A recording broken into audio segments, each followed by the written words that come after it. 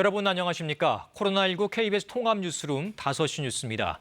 코로나19 누적 환자 수가 2만 명을 넘었습니다. 위중 중증 환자도 100명을 넘어섰는데 당장 이들을 치료할 병상과 인력 확보에도 비상이 걸렸습니다. 김지성 기자입니다. 코로나19 환자가 하루 사이 235명 늘었습니다. 해외 유입 13명을 제외하고 모두 국내 발생입니다. 이처럼 확산세가 꺾이지 않으면서 누적 환자 수는 2만 명을 넘어섰습니다. 국내에서 첫 확진자가 나온 1월 20일 이후 7개월여 만입니다. 상태가 위중하거나 중증 이상인 환자도 처음으로 100명을 넘어섰습니다. 특히 이들 중 60% 이상은 평소 지병이 있는 것으로 조사됐습니다. 대다수가 60대 이상 고령층인데다 지병까지 있다면 더 위험할 수 있어 방역당국이 더 긴장하고 있습니다. 이번 일요일까지는 계속 최소한 위중증 환자 규모가 더욱 늘어날 가능성이 매우 높고 시간이 흐를수록 사망자 규모도 늘어날 가능성을 배제할 수 없습니다. 이들을 치료할 병상과 인력 확보에도 비상이 걸렸습니다. 현재 즉시 입원 가능한 중환자 치료 병상은 수도권 9개, 전국에 43개에 불과합니다. 특히 지난달 30일 기준으로 집계한 통계에선 광주, 대전, 강원, 전북, 전남에 즉시 가용한 중환자 병상은 아예 없는 상태입니다. 수도권 사회적 거리 두기 2단계 격상 조치 이후 이동량은 거리 두기 시행 전보다 약 12% 줄어든 것으로 나타났습니다. 정부는 노력의 성과가 일부 보이지만 앞으로의 상황은 장담하기 어렵다면서 방역 수칙 준수와 거리 두기 동참을 거듭 강조했습니다. 국민 여러분의 적극적인 참여와 실천만이 지금의 코로나 확산세를 진정시킬 수 있는 유일한 힘이며 가족과 이웃의 소중한 생명을 지켜줄 수 있다는 점을 항상 기억해 주시기 바랍니다. 최근 사흘간 방역수칙 위반 사례는 1,100여 건, 행정조치 위반 신고는 600여 건이었는데 이 가운데 절반은 예배 관련 신고였습니다. 불교계는 코로나19 예방 협조 차원에서 3일부터 16일까지 2주간 전국 사찰에서 법회와 강의 등 모든 대면 집합 행사를 전면 중단하기로 했습니다. 한편 물량 부족으로 공급에 차질을 빚었던 코로나19 치료제 렘데시비르는 공급 문제가 해결돼 현재 연령 제한 없이 투약 기준에 따라 투약되고 있다고 방역당국은 밝혔습니다. KBS 뉴스 김지선입니다. 검찰이 이재용 삼성전자 부회장을 기소했습니다. 수사 내용과 법리를 재검토한 결과 불법 승계 작업의 실체가 명확하게 입증됐다는 건데 이 앞으로 삼성 측과 치열한 법리 공방을 다시 펼칠 것으로 보입니다. 이재희 기자입니다. 삼성그룹 불법 합병과 회계 부정 사건을 수사한 검찰이 이재용 부회장 등 관계자 11명을 불구속 기소했습니다. 이 부회장과 최지성 전 실장, 김종중 전 전략팀장 등에겐 자본시장법 위반 혐의와 업무상 배임 혐의가 적용됐습니다. 검찰은 먼저 제일모직과 삼성물산 합병 과정이 이 부회장의 그룹 승계 과정의 일환이었다고 판단했습니다. 이 과정에서 삼성그룹 차원의 조직적인 부정거래 행위와 시세 조종, 업무상 배임 등을 확인했다고 밝혔습니다. 또 이를 은폐하기 위해 삼성 바이오로직스의 회계 부정 등이 일어난 것으로 보인다고 검찰은 전했습니다. 앞서 지난 6월 검찰 수사심의위원회가 이 부회장을 기소하지 말라고 권고한 상황. 수사팀은 이후 법률, 금융, 경제, 회계 등 외부 전문가들의 의견 청취를 하는 한편 수사 내용과 법리 등을 전면 재검토했다고 밝혔습니다. 그 결과 증거관계로 실체가 명확하게 입증되고 국민적 의혹을 해소할 필요성이 있어 주요 책임자를 기소했다고 전했습니다. 반면 삼성 측은 불법 행위는 없었고 이 부회장이 관련 보고를 받거나 지시를 한 사실도 없다는 입장입니다. 삼성바이오의 회계 부정 의혹 역시 회계 규정에 따른 정상적인 처리였다고 주장하고 있습니다. 1년 9개월 동안 이어진 수사의 종지부를 찍은 검찰은 앞으로 공소 유지에 만전을 기할 것으로 보입니다. 최근 인사로 특별공판 2팀장으로 임명된 삼성 수사팀 출신 김영철 의정부지검 형사 4부장이 앞으로 법정에서 진행될 치열한 법리 다툼을 담당할 것이란 관측이 우세합니다. KBS 뉴스 이재입니다. 9호 태풍 마이삭이 매우 강한 세력으로 발달해 계속 북상하고 있습니다. 제주도에는 이미 비가 시작됐는데 이 목요일인 모레 새벽 남해안에 상륙하면서 막대한 피해가 우려됩니다. 신방실 기상 전문 기자가 보도합니다. 국토 최남단 마라도에도 9호 태풍 마이삭이 가까워지면서 강한 바람과 함께 파도가 점차 거세지고 있습니다. 지난 밤 사이 태풍은 수온이 높은 바다를 통과하며 중심기압 935헥토파스칼의 매우 강한 강도로 발달했습니다. 태풍은 계속 북상해 내일 제주 남쪽 해상까지 올라오고 모레 이른 새벽 부산 부근 남해안에 상륙하겠습니다. 기상청은 태풍이 상륙 전후에도 크게 약해지지 않아 지난 2003년 큰 피해를 준 태풍 매미만큼이나 강력할 것으로 내다봤습니다. 또 이번 태풍의 최대 고비는 내일과 모레 오전까지가 되겠다며 피해가 없도록 대비해달라고 말했습니다. 태풍이 다가오면서 제주도엔 이미 비가 시작됐고 오늘 밤엔 전남과 경남 지역에도 비가 내리겠습니다. 내일과 모레는 전국으로 비가 확대되고 특히 태풍이 몰고 오는 동풍의 영향으로 동해안에 최고 400mm의 집중호우가 예보됐습니다. 또 태풍의 진로와 가까운 제주와 영남 해안에는 순간 최대 초속 50m, 시속으로 180km의 바람이 몰아칠 것으로 보입니다. 태풍 접근 시기가 바닷물이 높아지는 대조기와 겹쳐 해안가에선 침수 피해도 우려됩니다. 부산과 울산, 마산에선 내일 오후 8시에서 10시 사이, 포항과 영덕에선 모레 오전 6시에서 8시 사이가 만조 시각으로 최대 고비가 될 전망입니다. 제주와 영남 해안에선 저기압인 태풍이 바닷물을 끌어올리며 폭풍의 일 발생 위험이 크고 동해안은 먼 바다에서 밀려오는 너울에 대비해야 합니다. KBS 뉴스 신방실입니다.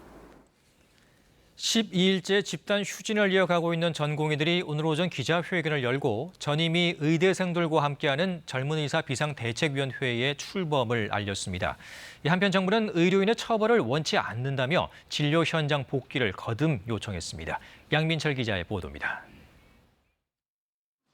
전국의 의대생과 전공의, 전임의들이 함께 젊은의사 비상대책위원회를 출범했습니다. 이들은 특정과를 기피하는 문제는 지나치게 낮은 수가를 정상화해 해결해야 한다고 주장했습니다. 필수 의료 전문가가 부족한 것도 이들이 취업할 병원이 부족한 탓이지 의사 자체가 부족한 것은 아니라고 강조했습니다. 또 지역 간의 의료 격차 역시 지역 의료 시스템을 정비해 해결해야 한다고 강조했습니다. 그러면서 정부가 정책 추진을 철회하고 원점에서 다시 논의하겠다는 내용을 문서로 합의하면 복귀하겠다고 말했습니다. 일선 병원 교수들의 반발도 커지고 있습니다. 중앙대학교 신경외과 교수 9명은 정책을 원점 재논의하고 고발이 취소될 때까지 전원 사직할 것이라고 밝혔습니다.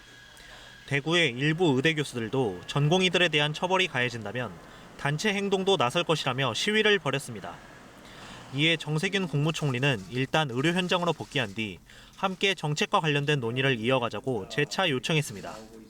정부는 단 한 명의 의료인도 처벌을 받는 일을 원하지 않습니다. 정부의 진정성을 믿고 정부와 함께 많은 문제들 논의해서 좋은 결론이 도출될 수 있도록. 한편으로 정부는 전공의들이 철회를 주장하는 한방첩약 건강보험 시범사업, 공공의대 신설 등과 관련해 잘못 알려진 부분이 있다며 해명에 나섰습니다. 한방첩약 건강보험 시범사업은 국민건강보험법에서 정한 최고 의결기구에서 정한 것으로 1년짜리 시범사업인데다 정책의 전면 철회는 그간의 논의 과정을 무시하는 것이라고 설명했습니다. 공공의대와 관련해서도 국회 논의 과정을 통해 세부 사항이 결정될 것이며 시민단체 추천에 의한 선발 등은 사실이 아니라고 밝혔습니다. KBS 뉴스 양민철입니다. 서울시가 관광이나 집회 등을 목적으로 하는 단기 전세버스 탑승객에 대해 명부 작성을 의무화하는 행정명령을 내렸습니다. 또 집단 감염이 발생한 사랑제일교회에 대해 구상권을 청구할 예정이라고 밝혔습니다. 민정희 기자입니다. 서울시가 모레부터 단기 전세버스 탑승객에 대해 명부 작성 의무 행정명령을 내렸습니다. 이에 따라 관광이나 집회 등을 목적으로 하는 단기 계약 전세버스에 타는 사람들은 명부를 작성해야 합니다. 다만 통근이나 통학, 학원버스 등 정기적으로 운행하는 전세버스는 제외됩니다. 서울시는 전세버스를 탑승할 때 오랜 시간 밀폐되고 협소한 공간에서 다수가 같이 머무르게 된다며 확진자가 나오면 전염 가능성이 커질 우려가 있다고 설명했습니다. 서울시는 또 밤 9시 이후 편의점 안이나 밖에서 음식을 먹는 행위를 금지했습니다. 지난달 30일 0시부터 일반 음식점 등에 대해 밤 9시 이후 포장과 배달만 허용한 집합 제한 명령에 따른 조치입니다. 서울시는 편의점 가맹본부에 안내 협조 공문을 내렸으며 현장 점검을 할 예정이라고 밝혔습니다. 오늘 0시 기준 서울에서는 하루 새 신규 확진자가 94명 나왔습니다. 성북구 사랑제일교회 관련 확진자는 5명 늘어 서울에서만 모두 615명이 됐습니다.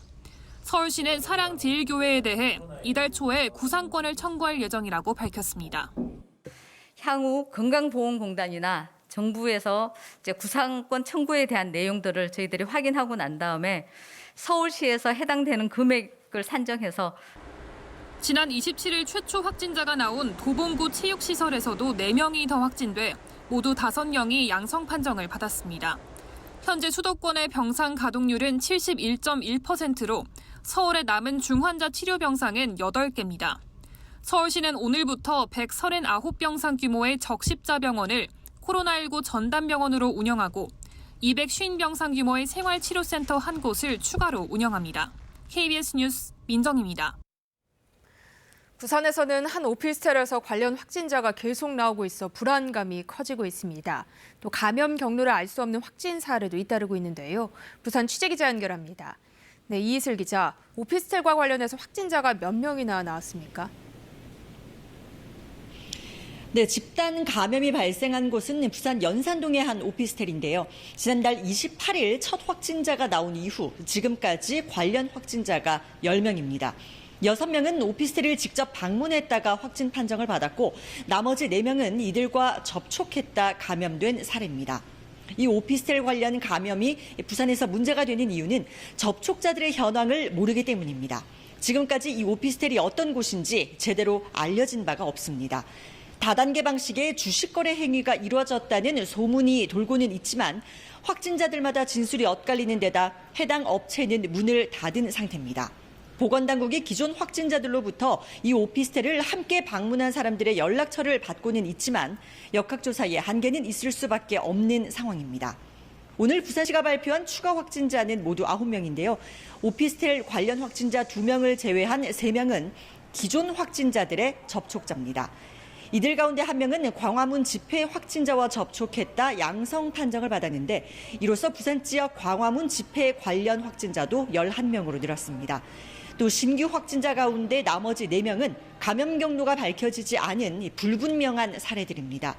부산시 보건당국은 산발적으로 이어지는 오피스텔과 목욕탕발 소규모 집단 감염에다 감염원을 모르는 확진 사례까지 더해지자 감염 확산을 조기에 차단하기 위해서 역학조사를 서두르고 있습니다. 지금까지 부산시에서 KBS 뉴스 이희슬입니다.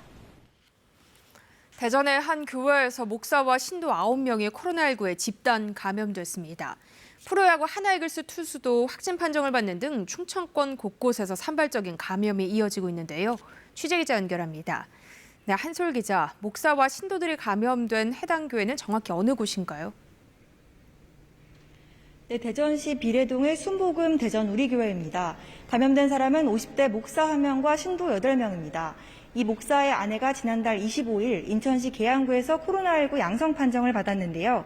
방역당국은 해당 여성이 인천 계양구 소재의 교회 기도회에서 참석한 뒤 확진된 만큼 목사 부부 사이에 가족 간 전파가 먼저 발생한 것으로 보고 있습니다.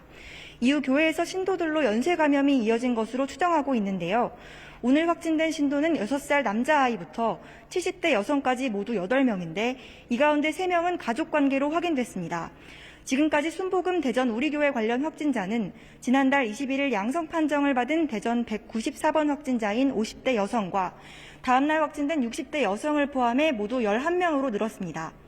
교회 확진자 가운데 이 194번 확진자의 접촉자가 7명에 달해 대전시는 대면 예배나 소모임 등 집합금지 행정명령 위반 여부를 조사하고 있습니다. 이런 가운데 대전에서는 프로야구 한화이글스 투수인 신정락 선수를 포함해 6명이 더 확진됐습니다. 충남에서도 기존 확진자와 접촉한 70대 여성과 순천향대 병원 관련 30대 여성 등 3명이 추가로 확진 판정을 받았습니다. 기존 확진자를 통한 지역 감염이 이어지는 가운데 교회 집단 감염까지 발생하면서 방역당국의 긴장감이 높아지고 있습니다. 지금까지 대전에서 KBS 뉴스 한솔입니다.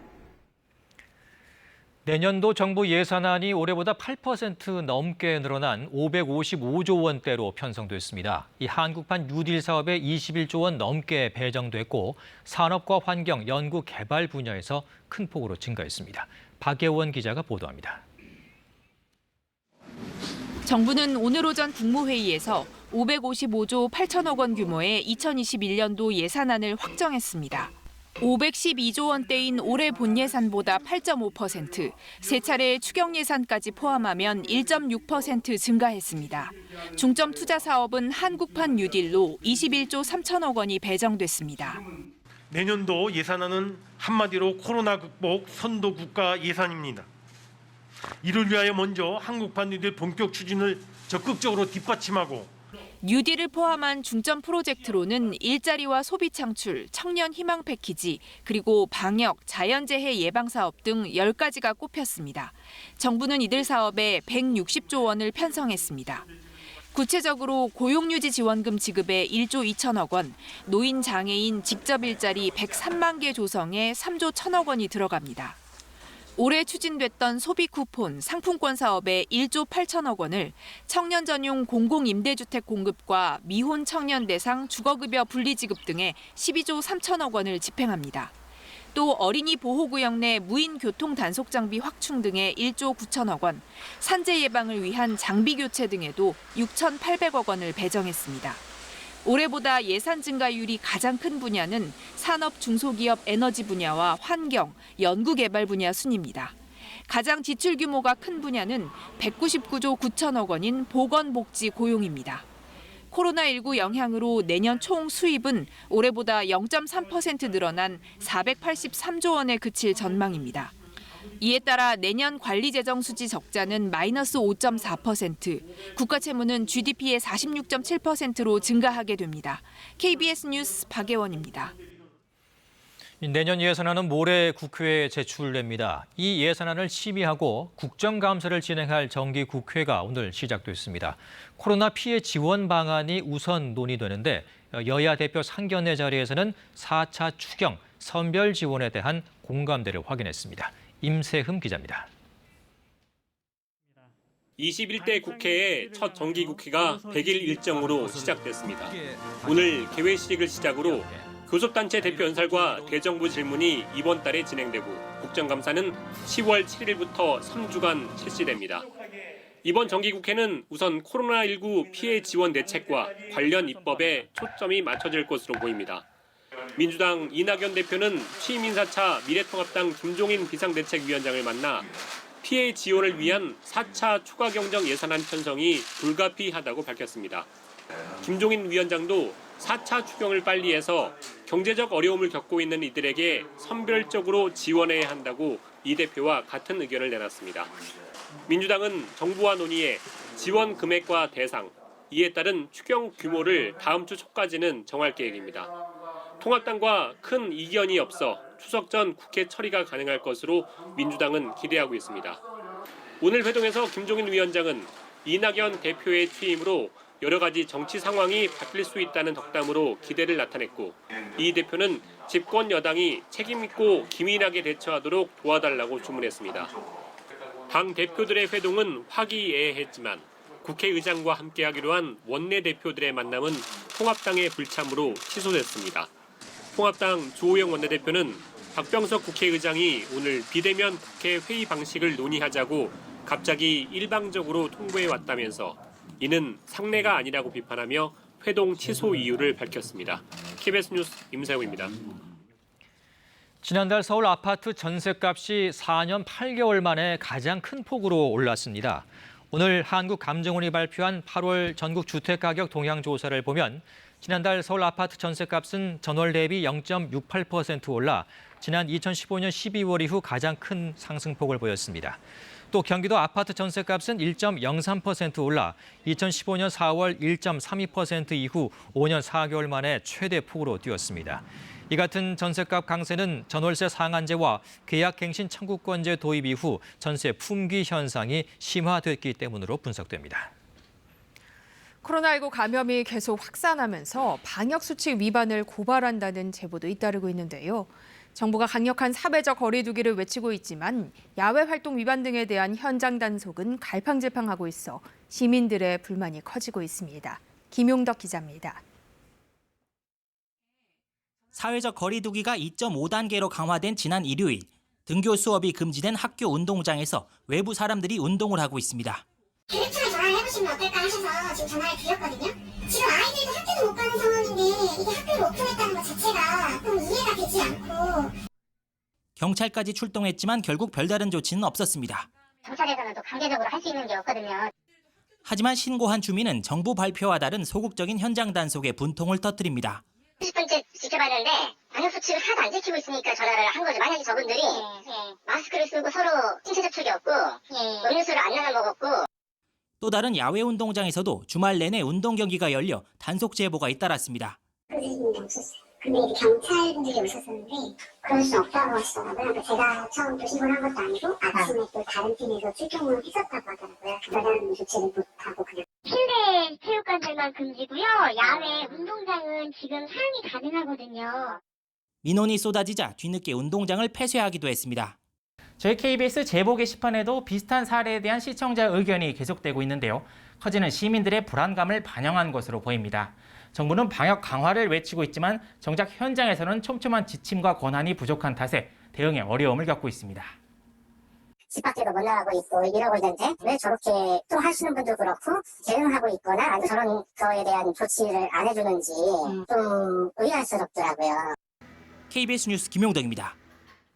추미애 법무부 장관 아들 서모 씨의 군복무 시절 특혜 휴가 의혹과 관련해 정경두 국방부 장관은 지휘관 승인은 있었지만 행정 절차상 오류가 있을 수 있다고 밝혔습니다.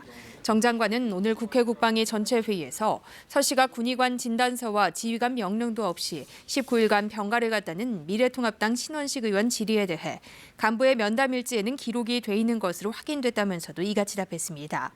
한편 추 장관의 의원 시절 보좌관이 휴가 연장을 부대에 요청했다는 보도에 대해 추 장관은 사실무근이라고 부인했습니다. 서울 동부지검 측도 해명 자료를 내고 현재까지 수사 결과 부대 관계자의 관련 진술은 없었다고 밝혔습니다.